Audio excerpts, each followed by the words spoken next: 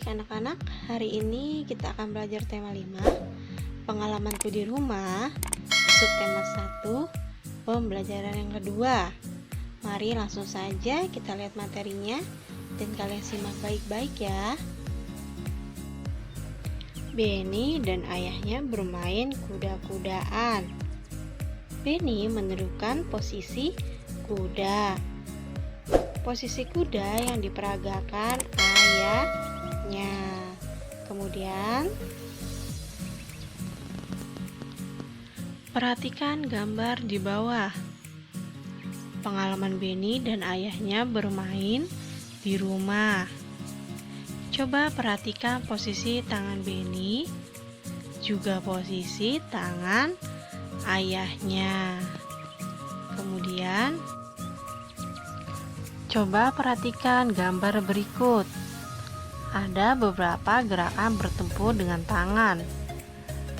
Gerakan ini dilakukan oleh Benny.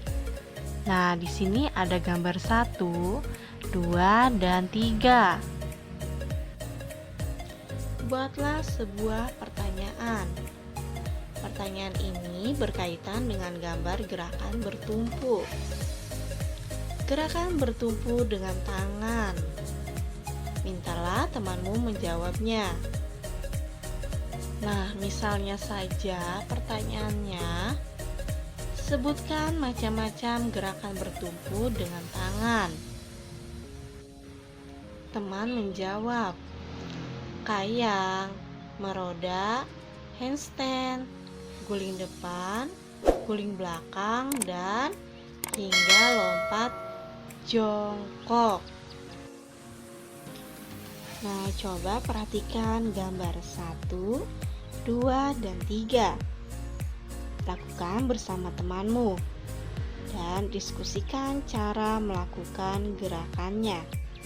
Karena kalian belajar di rumah, kalian boleh diskusikan dengan kakak, ayah, atau ibu ya. Tapi tidak boleh dituliskan, hanya berdiskusi. Untuk gambar yang pertama, berdiri tegak, kemudian lebarkan kaki sedikit. Tempatkan tangan pada lantai seperti posisi push up, dan pandangan menghadap ke depan. Kemudian, gambar yang kedua adalah pertama berdiri tegak, kemudian lebarkan kaki sedikit. Tempatkan tangan pada lantai seperti posisi push up. Selanjutnya, gambar nomor 3. Yang pertama berdiri tegak, kemudian lebarkan kaki sedikit. Tempatkan tangan pada dinding seperti posisi push up di lantai.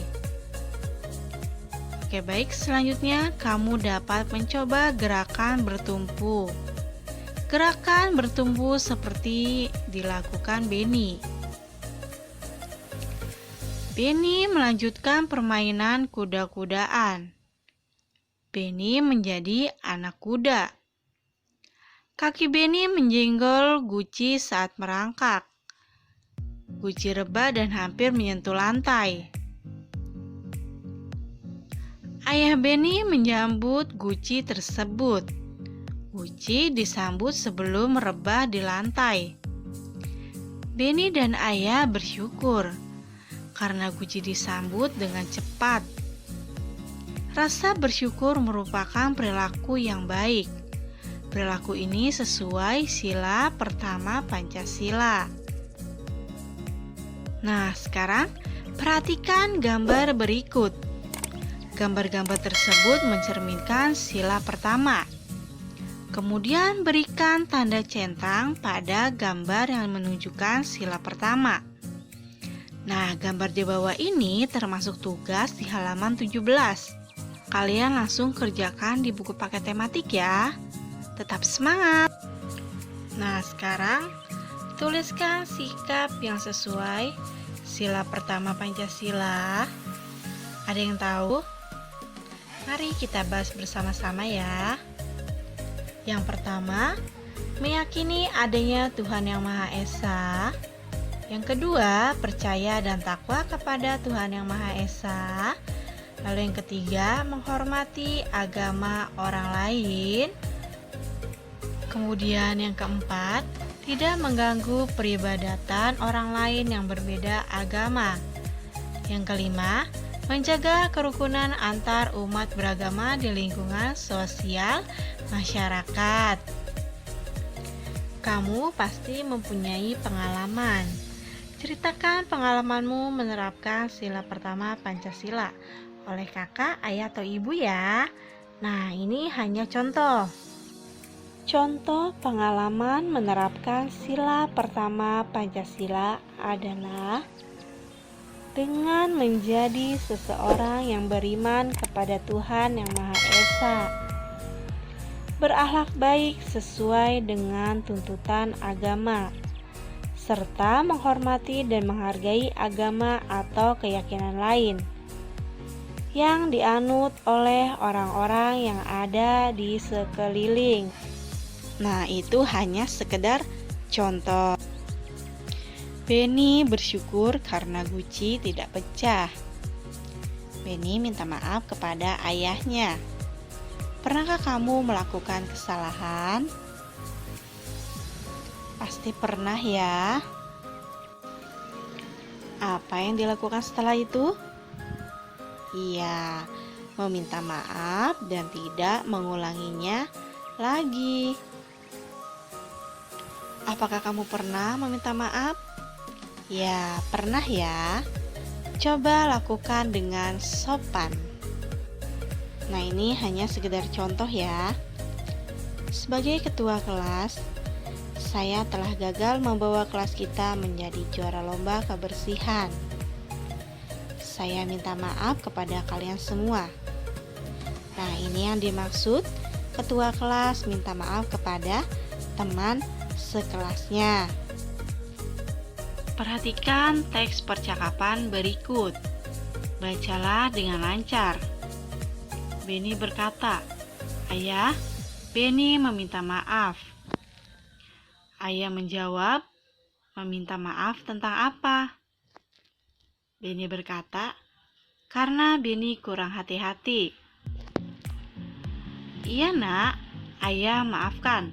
Benny lain kali harus hati-hati ya," jawab ayah. "Iya ayah," jawab Benny. "Ayo main kuda-kudaan lagi," ajak ayah. "Aku ingin menjadi anak kuda lagi," jawab Benny. "Baiklah jagoanku," kata ayah. Nah, itulah teks percakapan antara ayah dan Benny. Nah, sekarang jawablah pertanyaan berikut dengan benar. Jawabanmu berdasarkan percakapan di atas ya. Kemudian, contoh ungkapan permintaan maaf. Apakah ada yang bisa? Nah, ini hanya sekedar contoh lagi ya. "Maafkan aku, Bu. Aku berjanji tidak akan mengulangi kesalahan yang sama." Nah, sekarang coba, apa makna ungkapan permintaan maaf? Makna ungkapan permintaan maaf adalah kalimat yang dikemukakan seseorang untuk meminta ampunan atas suatu kesalahan yang telah dilakukan.